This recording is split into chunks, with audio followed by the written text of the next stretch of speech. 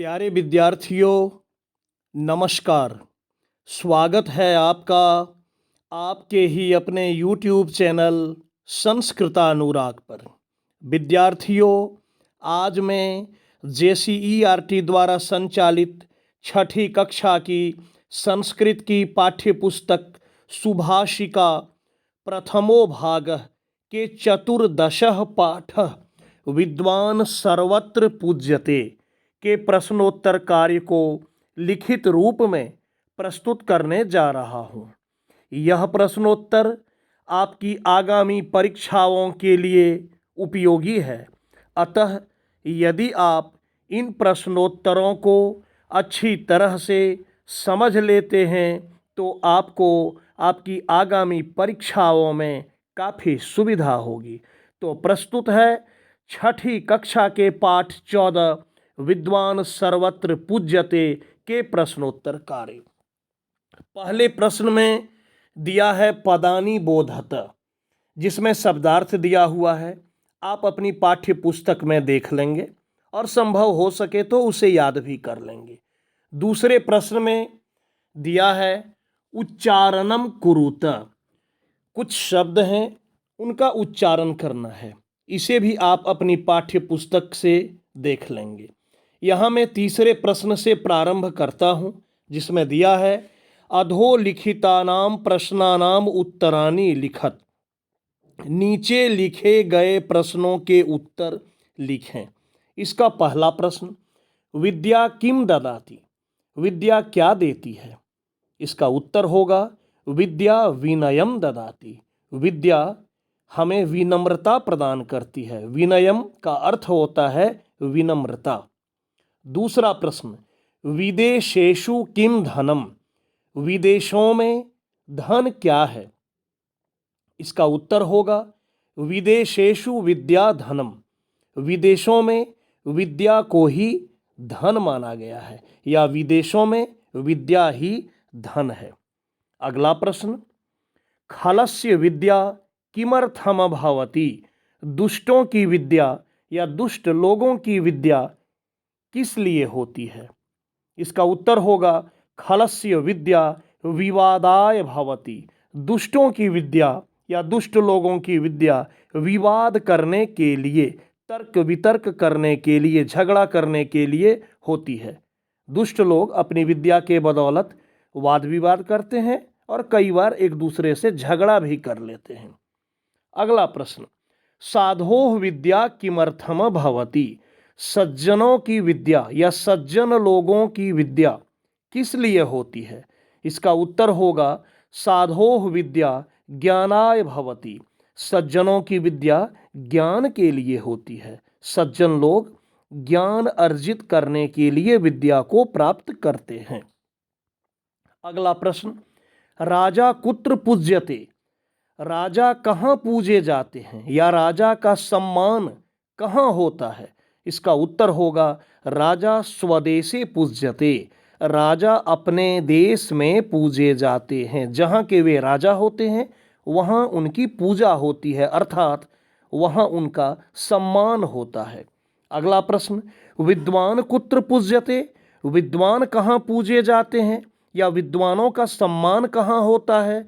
तो इसका उत्तर होगा विद्वान सर्वत्र पूज्यते।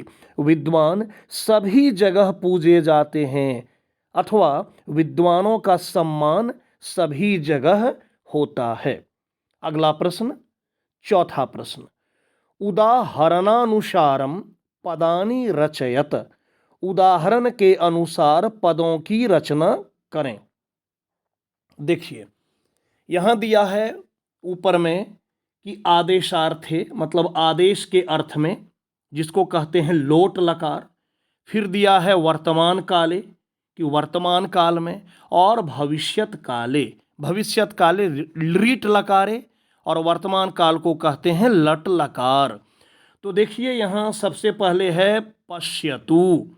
पश्यतु का दिया हुआ है आपके पाठ्य पुस्तक में कि वर्तमान काल में हो जाएगा पश्यति और भविष्यत काल में हो जाएगा द्रक्ष्यति लीट लकार में।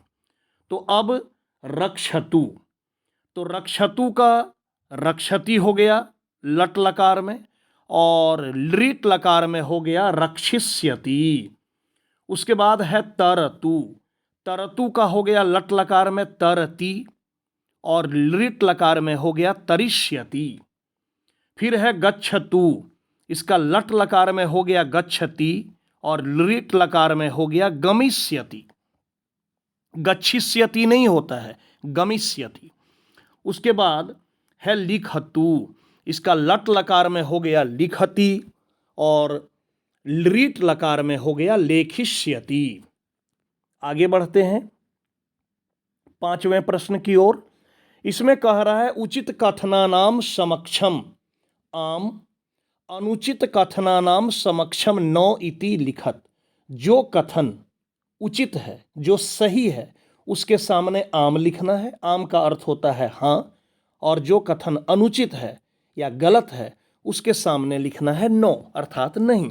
देखिए पहला वाक्य, विद्याहीनाः सर्वत्र शोभन्ते। यहाँ कह रहा है कि जो व्यक्ति विद्या से हीन होते हैं, विद्या से रहित होते हैं, वे सभी जगह शोभायमान होते हैं। तो यह वाक्य बिल्कुल गलत है, बिल्कुल असत्य है, इसलिए यहां हो गया 9। दूसरा वाक्य, विदेशेषु धनम धर्म। कह रहा है कि विदेशों में धन क्या है, तो धर्म। यह भी गलत है, क्योंकि विदेशों में विद्या को धन माना गया है, तो हो गया 9। उसके बाद विद्या वर्धते वीर्यम। विद्या से शक्ति बढ़ती है, यह कथन सत्य है, तो हो गया आम। उसके बाद है धनात् धर्मम आपनोति। धन से धर्म प्राप्त होता है, यह कथन भी सत्य है, तो हो गया आम। उसके बाद है धनम व्यये कृते वर्धते। धन को खर्च करने पर, व्यय करने पर बढ़ता है, यह वाक्य गलत है। विद्या के बारे में ऐसा कहा गया है कि विद्या को खर्च करने पर बढ़ता है, लेकिन धन को खर्च करने पर तो धन नहीं बढ़ता है, इसलिए हो गया 9। छठा प्रश्न, मंजूषातः समानार्थकानि पदानि चित्वा लिखत। मंजूषा से समानार्थक पदों को चुनकर लिखें।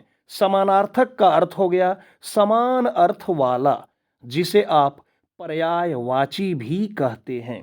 देखिए मंजूषा के शब्दों को पहले। धियः, धियः का अर्थ हो गया बुद्धि। शरीरम शरीर, बलम बल, ग्रंथः ग्रंथ या पुस्तक। याति, याति का अर्थ हो गया गच्छति जाता है। और अहंकाराय, अहंकार करने के लिए, घमंड करने के लिए। देखिए पहला है वपुः, हो जाएगा शरीरम, वपुः मतलब शरीर। उसके बाद है वीर्यम, तो वीर्यम बलम, शक्ति को कहते हैं। मति, बुद्धि को कहते हैं, तो हो गया धियः। पुस्तकम ग्रंथः। मदाय अहंकाराय, मद मतलब घमंड होता है, अहंकार। और गच्छति तो याति। 7वें प्रश्न में कह रहा है विलोम पदानि योजयत। विलोम पदों को जोड़ें। जो विपरीतार्थक शब्द है उसको आपको मैचिंग करना है। एक उदाहरण दिया है कि वर्धते मतलब बढ़ता है, इसका हो गया क्षीयते। क्षीयते का होता है नष्ट होता है। अब देखिए पहले प्रश्न को पढ़ता हूं, फिर आपको उत्तर को मैं बताऊंगा। खलस्य साधोः परपीडनाय अनित्यम गतम इहलोके परलोके आगतम नित्यम रक्षणाय। अब देखिए उत्तर को। खलस्य, खलस्य का अर्थ हो गया दुष्ट का, तो हो गया साधोः सज्जनों का। परपीडनाय, परपीडनाय का अर्थ हो गया दूसरे को कष्ट पहुंचाने के लिए, इसका हो गया रक्षणाय, रक्षा करने के लिए। गतम जो चला गया है, जो बीत गया, जो नष्ट हो गया, तो आगतम आया हुआ। परलोके, परलोक कहते हैं मरने के बाद जिस लोक में लोग जाते हैं उसको कहते हैं परलोक। और इहलोक, इस पृथ्वी लोक को कहते हैं इहलोक, तो हो गया इहलोके। और नित्यम, नित्यम का हो गया अनित्यम। आगे बढ़ते हैं 8वें प्रश्न की ओर। इसमें कह रहा है श्लोकांशान योजयत, श्लोक के अंशों को जोड़ना है। पहले मैं प्रश्न को पढ़ देता हूं, फिर सही जोड़कर श्लोकांश जो है उसको सही सही व्यवस्थित करके मैं उत्तर के रूप में बताऊंगा। देखिए, परलोके धनम धर्म, और इधर दिया है नौ सा विद्या नौ तद धनम। उसके बाद यहाँ वो टाइप हो गया है, वो नहीं होगा, यहाँ होगा नौ। वो के जगह पर इसको आप नौ पढ़ेंगे, नौ सा विद्या नौ तद धनम। उसके बाद है स्वदेशे पूज्यते राजा, इधर है शीलम सर्वत्र वै धनम। पुस्तकस्था तु या विद्या, इधर दिया है विद्वान सर्वत्र पूज्यते। कार्य काले समुत्पन्ने, इधर दिया है धनात् धर्मः ततः सुखम, और है पात्रत्वात् धनमाप्नोति, इधर दिया है परहस्त गतम धनम। अब इसको सही सही व्यवस्थित करते हैं। परलोके धनम धर्मः शीलम सर्वत्र वै धनम। उसके बाद स्वदेशे पूज्यते राजा, विद्वान सर्वत्र पूज्यते। पुस्तकस्थातु या विद्या परहस्त गतम धनम। श्लोक इसी रूप में है, आपके पुस्तक में दिया हुआ है, आप देख लेंगे, उससे आप मिला लेंगे। कार्य काले समुत्पन्ने नौ सा विद्या, नौ वो गलत टाइप हो गया है, नौ तद धनम। उसके बाद पात्रत्वात् धनमाप्नोति धनात् धर्मः ततः सुखम। तो ये था, श्लोकांशों को मिलाना था, मेल करना था। तो प्यारे विद्यार्थियों, मैं आपकी सुविधा के लिए आज के इस पाठ का प्रश्नोत्तर कार्य लिखित रूप में प्रस्तुत करने का कार्य किया, ताकि आपको लिखने में किसी भी प्रकार की कोई त्रुटि न हो, आसानी से आपको समझ में आए। तो प्यारे छात्रों, अगर आपको आज का मेरा यह वीडियो पसंद आया हो तो कृपया इसे आप लाइक, कमेंट एवं शेयर करके मुझे प्रोत्साहित करने का कार्य करें, ताकि आगे आपके लिए मैं और भी बेहतर एवं उपयोगी वीडियो बनाने का कार्य करता रहूं। साथ ही मेरे इस चैनल संस्कृतानुराग को यदि आप अब तक सब्सक्राइब नहीं किए हैं तो इसे आप अवश्य सब्सक्राइब कर लें एवं नोटिफिकेशन को भी ऑन कर लें, ताकि मेरे द्वारा इस चैनल पर अपलोड किए गए प्रत्येक वीडियो की सूचना सर्वप्रथम आपको प्राप्त हो सके। तो आज के लिए इतना ही। सबों को मेरी ओर से बहुत बहुत धन्यवाद।